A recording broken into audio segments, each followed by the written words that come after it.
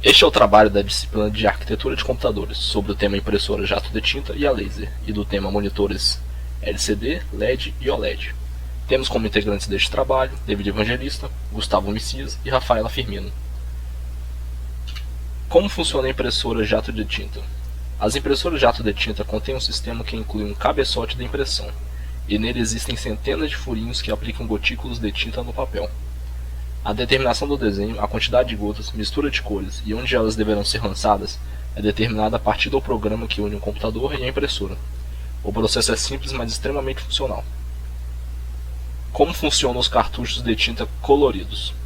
As impressoras de jato de tinta geralmente integram cartuchos com três cores, ciano, amarelo e magenta, que se misturam na impressão para formar qualquer cor. Mas também existem cartuchos somente para a impressão da cor preta. O ideal é que para uma impressão de qualidade é necessário tecnologia moderna e tintas originais. Como funciona a impressora a laser?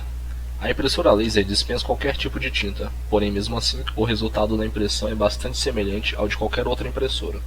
O modelo a laser, diferente da impressora com tinta, utiliza eletricidade estática. Inicialmente, uma carga elétrica positiva é aplicada no cilindro fotorreceptor, que é rotativo.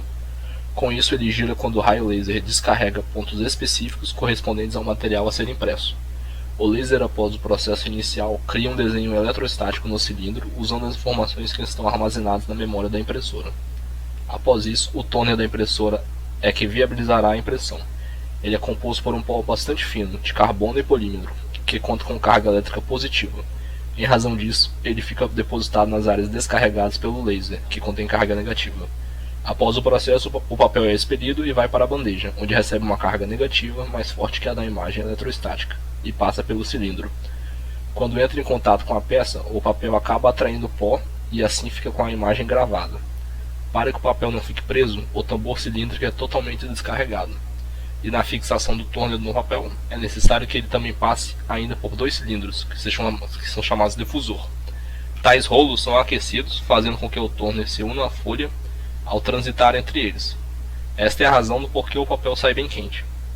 E no final, a folha vai para a bandeja de saída e fica apta para uma nova impressão. Iremos falar agora sobre os monitores LCD, LED e OLED. Monitores LCD, ou Liquid Crystal Display, ou display líquido de cristal, que é formado, na verdade, por um cristal que antes você encontra ele sólido, e quando você aquece ele a uma temperatura de 145 graus, ele passa de sólido para líquido. E aí as imagens são exibidas quando o impulso elétrico aplicado sobre cada um dos pixels compostos pelo cristal e ao mesmo tempo uma luz não polarizada é emitida ao fundo do painel. E no slide, como eu vou explicar, existe, né, as partes integrantes das etapas, que tem o filtro polarizador, o cristal líquido, que é onde tem os cristais, né, o filtro de cores, o TFTS, o filtro polarizador e a fonte de luz. Que, na verdade, a fonte de luz ela ilumina cada tela com a luz branca. E aí o filtro que passa pelos feixes de luz branca vai para as capas de cristais líquidos. E depois a eletricidade faz com que os cristais se retorcem e estiquem. Na verdade, a luz bate e o cristal estica, né? Os cristais retorcidos também distorcem a luz. E depois os filtros colorizados convertem um feixe de luz branca em suas luzes vermelhas, azuis ou verdes. O filtro só permite que passem os feixes de luz retorcidas na horizontal. O subpixel se escurece quando não chega nenhuma luz ou cristal. E o olho vê as diferentes combinações de feixes de luz como cores diferentes.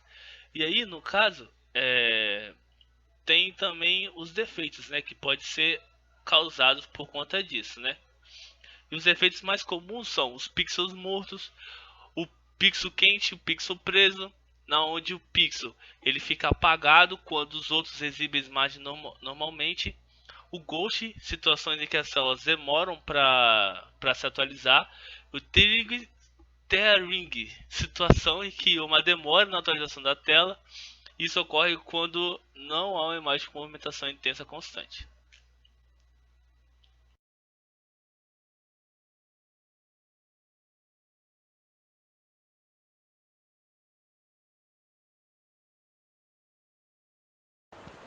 Continuando o assunto, monitor LED, que traduzido para o português seria diodo emissor de luz. Esse diodo emissor de luz nada mais seria do que um simples semicondutor de corrente elétrica. Nós vamos encontrar os LEDs em diversos equipamentos do nosso dia a dia, né? Para o monitor exibir a imagem, de fato, ele precisa receber um sinal de vídeo. Esse sinal vai chegar através de um meio externo, que pode ser através de um VGA, um HDMI, um AVI. E aí, a placa de vídeo vai fazer a decodificação desse sinal, receber esse sinal, interpretar e enviar para os pontos coloridos, né? Que esses pontos são chamados de pixels. Então, essa imagem vai ser composta por pixel, cada pixel vai ter uma cor independente, né? Se a qualidade for ruim, o usuário começa a perceber de forma consciente que a imagem é feita de pequenos quadrados. A formação dos pixels vai ser de acordo com a luz que vai ser recebida, né, de acordo com 3 minúsculos LEDs nas cores primárias que formam o RGB, que seria o vermelho, verde e azul. A diferença entre o LED e o LCD vai ser basicamente na forma mais precisa e intensa de exibir as cores, né? Então, cada pixel vai receber a luz no fundo atravessando um cristal líquido e vai polarizar a cor, formando então a cor necessária para aquela imagem. Uma propriedade necessária e importante para o LED é a questão do pitch, que seria basicamente a distância proporcional que o espectador tem que estar em relação ao centro dos pixels.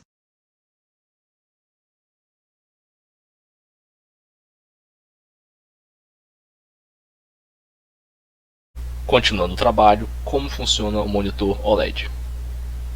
Os OLEDs emitem luz de maneira similar aos LEDs, através de um processo chamado de eletrofosforência, sendo que nos aparelhos de TVs OLED, o próprio painel de material orgânico emite a luz a partir de uma corrente elétrica, dispensando a iluminação na parte de trás. Não havendo a necessidade de uma tela de cristal líquido, ela gasta menos energia e é mais fina, pois os diodos usados são menores que os LEDs. O OLED utiliza em sua construção substâncias eletroluminescentes, compostas de carbono.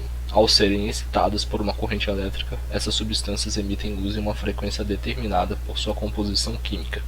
Painéis de vídeo compostos por OLEDs podem ser extremamente finos e flexíveis. Essa possibilidade surge do fato de que as substâncias químicas que compõem o OLED podem ser impressas em um filme plástico para marcar os pixels.